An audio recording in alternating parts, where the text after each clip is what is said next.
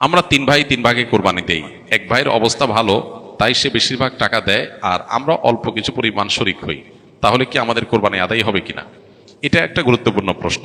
কোরবানি দেওয়ার ক্ষেত্রে বিশেষ করে যখন ভাই ব্রাদাররা মিলে কোরবানি দেন তখন এরকম পরিস্থিতি তৈরি হয়। একটা গরুর দাম ধরেন 70,000 টাকা, তো এক ভাই তার উপার্জন অনেক কম, সেজন্য সে 5,000 টাকা দিস, আর বাকি টাকা যেটা আছে সেটা হয়তো বাকি ভাইরা দিস। কোরবানি হবে কিনা? উত্তর হলো কারোর কোরবানি হবে না।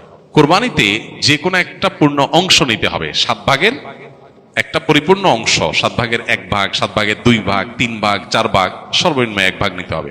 ভগ্নাংশ নেওয়া যাবে না, অর্থাৎ 1 ভাগেরও অর্ধেক নেওয়া যাবে না। 2 ভাই মিলে 1 ভাগ নিছে হবে না, তখন সেটা গোস্ত খাওয়া হবে। পশু জবাই হয়ে গেছে সেই পদ্ধতিতে গোস্ত খাওয়া হবে, কিন্তু কোরবানি হবে না। কোরবানি বিশুদ্ধ হইতে হলে প্রত্যেককে পূর্ণাঙ্গ একটা ভাগ নিতে হবে। হ্যাঁ, এখন এমন হতে পারে যে এক ভাইকে আল্লাহ আর্থিক সচ্ছলতা দিয়েছেন, বাকিদেরকে দেন নাই, তো কি হবে? তখন সচ্ছল যিনি তিনি তার পক্ষ থেকে কোরবানি দিয়ে বাকি সবাইকে সবার পক্ষ থেকে দিবেন, যে ঠিক আছে তোমার পক্ষ থেকে একটা শেয়ার, তোমার তুমি টাকা দিলা না, আমি তোমারটা দিয়ে দিলাম, এটা হতে পারে। অথবা আরেকটা হতে পারে যে ঠিক আছে তুমি অল্প টাকা কামাই করছো, মাত্র 5,000 টাকা আছে, তুমি টাকা না দিলে তোমার কাছে ভালো লাগতেছে না, তুমি টাকা দিলে তোমার কাছে খুশি হবে, তো সেক্ষেত্রে 5,000 টাকা তুমি আমাকে দিয়ে দাও, এটা কোরবানির শেয়ার না।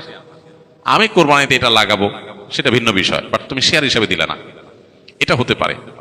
প্রবাসীরা অনেকে একটা কাজ করে, বিশেষ করে মিডিল ইস্টে যারা থাকে, অনেক প্রবাসীরা কোরবানি ঈদের দিন নিজেরা একটা ছাগল জবাই করে। তো রুমে 5 জন থাকে, এখন 5 জন মিলে একটা ছাগল জবাই করলে ওই ছাগলের টাকা তারা ভাগ করে।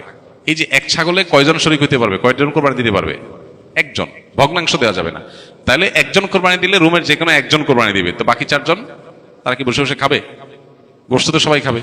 তো এই জন্য তারা 5 জন মিলে ভাগ করে টাকা দেয়।